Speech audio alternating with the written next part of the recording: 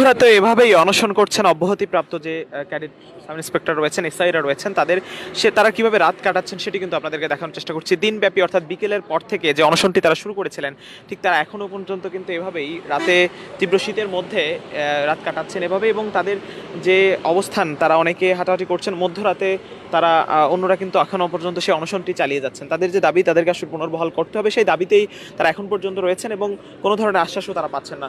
ভাই একটু কথা বলবো, আসলে আপনাদের যে অনশনটি চলছে সেখানে প্রায় মধ্যরাত হয়ে গেল, কিভাবে কাটছে এখন পর্যন্ত কোনো আশ্বাস আপনারা আসলে পেয়েছেন কিনা সেভাবে? আসলে আমাদের এই মুহূর্তে সময় কিভাবে কাটছে এটা নিজ চোখে দেখতে পাচ্ছেন। আমরা এখন পর্যন্ত কারো কাছে কোনো আশ্বাস আমরা পাইনি। এই জন্য আমরা সিদ্ধান্ত নিয়েছি যে যতক্ষণ পর্যন্ত আমরা আমাদের পক্ষে কোনো ডিসিশন না আসবে আমরা ততক্ষণ পর্যন্ত আমরণ অনশন চালিয়ে যাব। এই আন্দোলনের প্রেক্ষাপটটা একটু বলবেন, কিভাবে আসলে এই ঘটনাটি কেন ঘটলো, কিভাবে ঘটলো বলে আপনারা মনে করছেন?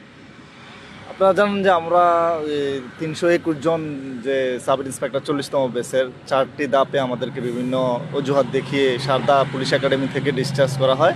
সেখানে আসলে যে কারণগুলো দেখিয়ে আমাদেরকে ডিসচার্জ করা হয় সেগুলোর জন্য যে এত বড় ক্ষতি, মানে চাকরি চলে যাবে তেমন কোনো ঘটনাই নাই। সর্বোচ্চ এগুলোর জন্য আমাদের একাডেমি রুলস অনুযায়ী সর্বোচ্চ 2 দিন 3 দিন ইডি হতে পারে, যেটাকে আমরা এক্সট্রা ড্রিল বলি। সর্বোচ্চ এটা হতে পারে, কিন্তু আমাদের সাথে যা ঘটছে তা উদ্দেশ্য প্রণোদিত। আমাদেরকে এই তুচ্ছ ঘটনার জন্য চাকরি নিতে পারে না। যদি পুনর্বহাল না করা হয় আসলে এদের উপরে তো এই পরিবারগুলো আসলে দায়িত্ব বর্তেন, বা পরিবারগুলোর দায়িত্ব তো এদের কাঁধে। অবশ্যই দেখেন, আমি এই সারদা একাডেমি থেকে ডিসচার্জের পর বাড়িতে যেতে পারছি না এখনও। আমি মাত্র 2 দিন গেছি, তাও বাবা মার কান্নার কারণে গেছি যে একটু তোকে দেখি। এই জন্য মানে ওই পরিস্থিতিটা নাই যে বাড়িতে গিয়ে আমার বাবা মার চোখের দিকে তাকাবো, যে তারা যে একটা আশা নিয়ে আসছিল যে আমার ছেলে আর 10 দিন বাকি, সে একটা ভালো থানায় বা কোথাও কোনো ইউনিটে পোস্টিং নিয়ে আমাদের কাছে আসবে। অনেক আশা ছিল তাদের মনে, তা আসলে সেটা শেষ সময়ে এসে যে এটা হবে আমাদের সাথে, সেটা কল্পনাও করা যায়নি। সো এভাবে আমরা সামাজিকভাবে অনেক হেয় প্রতিপন্ন হই, আর পারিবারিকভাবে তো আমরা খুবই বিপদগ্রস্ত। বিকেল থেকে আসলে কি কি ঘটলো আপনাদের সাথে, কোনো ধরনের আশ্বাস কি পাচ্ছেন? আমরা আপনারা জানেন হয়তো যে জানুয়ারির 5 তারিখ 6 তারিখে আমরা শান্তিপূর্ণভাবে অবস্থান কর্মসূচি পালন করি।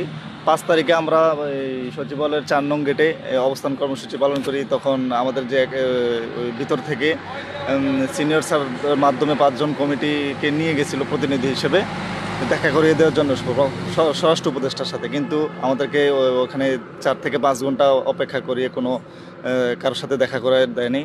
পরবর্তীতে 6 তারিখে আমাদের 3 জন প্রতিনিধি গ্রুপকে ভিতরে সিনিয়র সচিবের সাথে দেখা করে দেয়, এবং সে আমাদেরকে আশ্বস্ত করে যে আমাদের যে বিষয়টা এটা বিবেচনা করে দেখবে, কিন্তু দেখবে কিছুদিন সময় লাগবে। সেজন্য আমরা ওই দিন আমরা 12 তারিখ পর্যন্ত সময় দিচ্ছি একটা প্রেস রিলিজের মাধ্যমে।